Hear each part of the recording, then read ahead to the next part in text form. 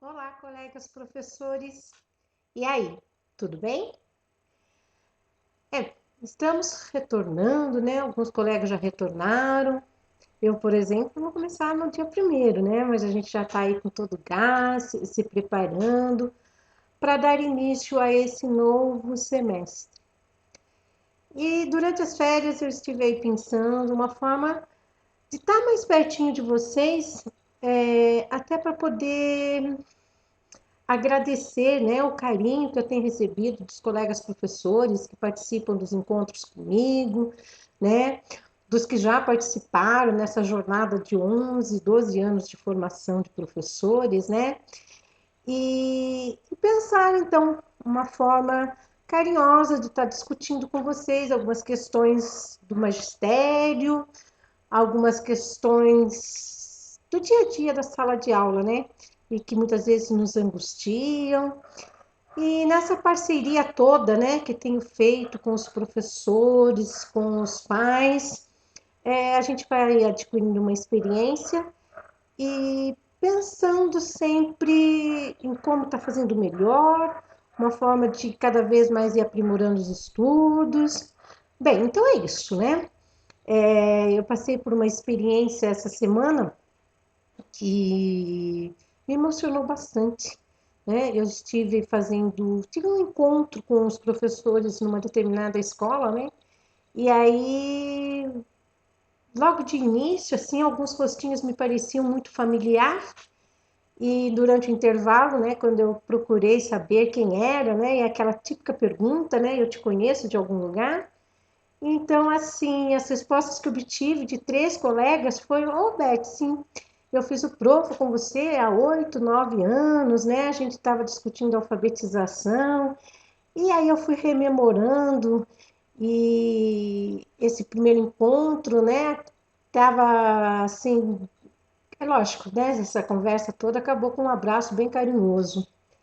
Mas enfim, vamos lá. O porquê dessa iniciativa e o porquê dela está acontecendo agora, né, no retorno das aulas. O tema que eu escolhi para falar um pouquinho com vocês, para a gente refletir junto, foi sobre a pedagogia do Estado, né? Eu me lembro nesse tempo todo de magistério, de sala de aula, que muitas vezes, né, quando pegava uma sala, logo assim, nas primeiras aulas, salas de aula que peguei de alfabetização, é natural, uma expectativa logo no início, quando a gente então fica toda angustiada, né? Será que eu vou dar conta de ensinar os meus alunos a ler e escrever? E muitos colegas, então, para me acalmar nessa angústia, nessa expectativa, muitas vezes falava: calma, Beth, você vai ver. Até agosto as coisas vão meio devagarzinho, mas depois das férias, olha, acontece um estalo e os alunos aí têm assim, deslancham, né? E aquilo me confortava. Então, durante o primeiro semestre, eu passava assim numa contagem regressiva, né, para chegar logo a agosto e eu então poder ver, poder sentir todo esse desenvolvimento dos meus alunos. E eu não apenas recebi, né, esse tipo de conselho, como também dei, falei a muitos, né, que esperassem o retorno das crianças após as férias, que era marcante o desenvolvimento com relação principalmente no campo da alfabetização. Pois bem, se acontece esse desenvolvimento, acho que cabe um pouquinho uma reflexão. Ela realmente se deve a esse tal de estalo, se é que esse estalo realmente existe? Vamos parar, analisar, né? Para saber direitinho e tentar entender o porquê desse desenvolvimento mais acentuado a partir de julho. O que acontece? Eu procuro sempre estar fazendo algumas analogias nos encontros que tenho com meus colegas professores, para que a gente possa aí procurar entender mais a miúde alguns aspectos que acontecem no exercício do magistério. E uma de minhas falas, assim, que procuro sempre estar acentuando, diz respeito as formas de aprender, né? Da mesma forma que nós não podemos e não devemos confinar Deus às paredes de um templo, o conhecimento, a exemplo, também não pode, né, ser confinado aos muros de uma escola. O que isso tudo nos leva, né? O que isso tudo quer dizer? Quer dizer que durante as férias as crianças se ausentam, né, da escola, do prédio, mas de forma nenhuma se ausentam e deixam de aprender, né? De forma nenhuma elas tiram férias do conhecimento. A aprendizagem, já sabemos que ela se constrói, né, de uma forma mais formal, de uma forma mais informal, né? E a escola trabalha aí com essa aprendizagem mais formal, que envolve planejamento, que envolve uma intencionalidade, né? E a aprendizagem informal, ela está aí o tempo todo acontecendo nas interações sociais, né? Nós temos essa necessidade de estar com o outro, de interagir com o outro, de falar sobre os nossos pensamentos, sentimentos, ao mesmo tempo que também ficamos sabendo, né, do sentimento, dos pensamentos do outro. E essa interação, ela favorece demasiadamente, né, o repensar dos nossos conceitos, a gente vai revisitando aquilo que a gente já construiu, né, confirmando algumas construções, tendo que refazer outras, e tudo isso é muito saudável, né? A gente aprende com o outro, a gente ensina o outro, e nas férias as crianças têm essa oportunidade de estar interagindo entre elas, com a família, às vezes visitam um parente mais distante, e o aprendizado vai se fazendo, vai sair se evoluindo. Um outro fator que penso ser interessante de abordar é a respeito da maturidade cognitiva.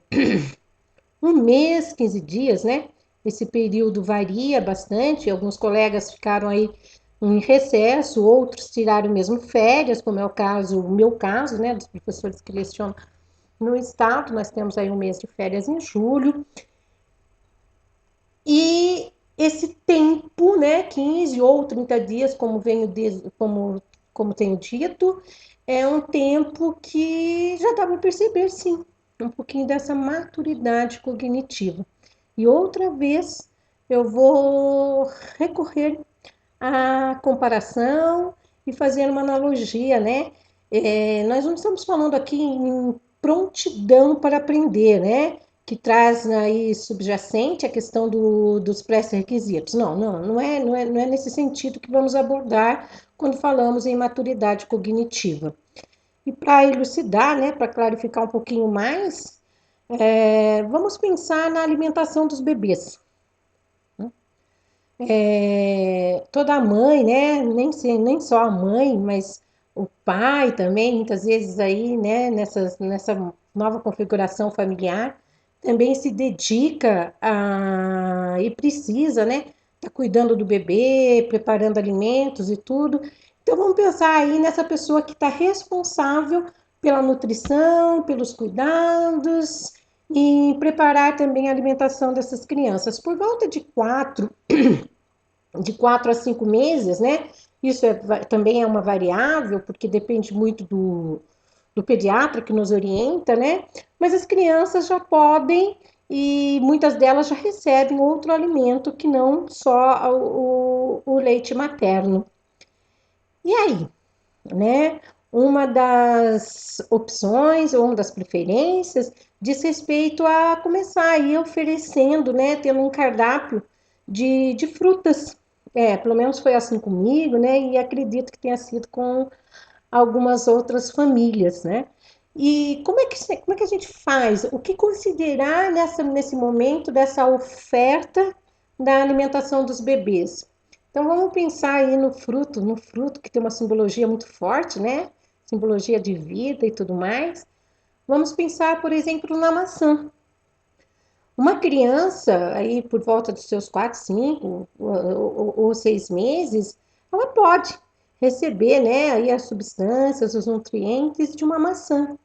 Mas a mãe sabe, né? Que aí a constituição, a função, o amadurecimento digestório do seu filho precisa que a gente dê um preparo para esse tipo de alimento, para essa, no caso que a gente está falando da fruta da maçã.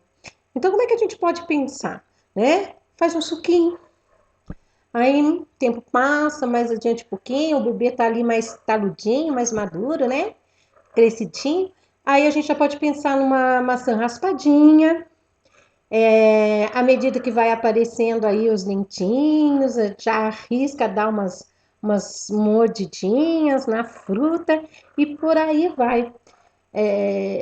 Saciar a fome é importante, né, do bebê, mas eu ainda brinco muito com alguns colegas dizendo assim, o prejuízo, né, dar picanha para recém-nascido é extremamente perigoso, né, não se deve, né, uma lucidez maternal aí, uma lucidez de quem está cuidando, sabe que isso não deve ser feito.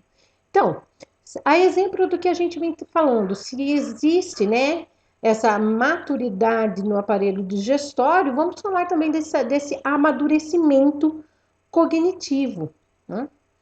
Então, na minha sala, por exemplo, eu encerrando aí o primeiro semestre, na avaliação diagnóstica, eu ainda tinha crianças, né, um número pequeno, uma criança na hipótese pré-silábica, né? Umas duas ou três aí na hipótese silábica, e não vou me surpreender, né?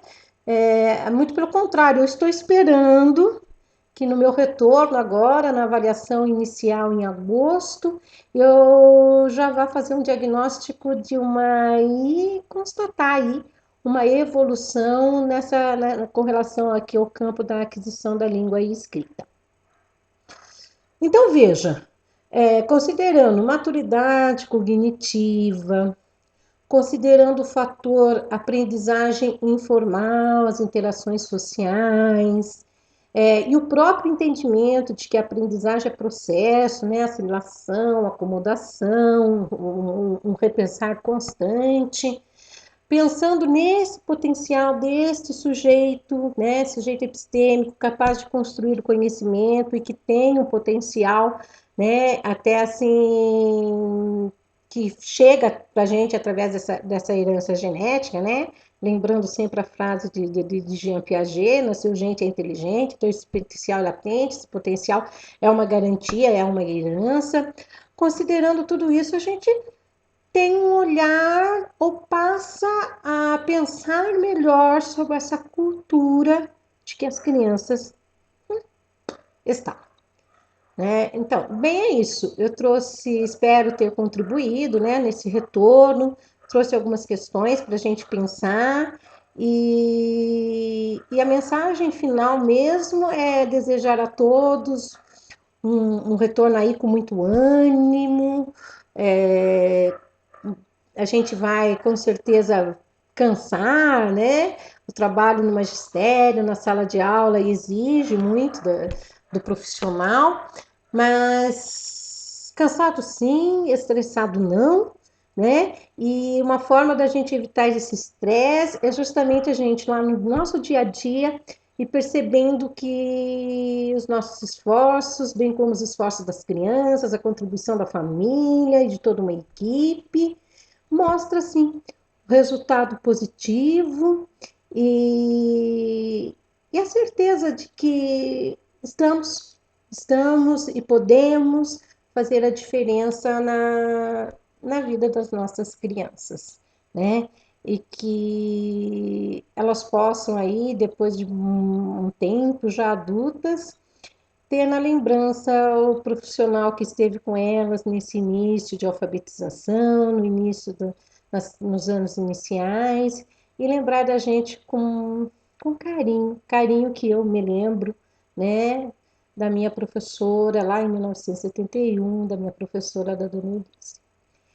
Eu espero ter ajudado, espero estar assim proporcionando uma situação para que alguns colegas relembrem muitas coisas que a gente discutiu e dizendo da minha felicidade, né, de estar atuando no magistério e de poder contribuir não só com os meus alunos, mas com os meus colegas professores, tá?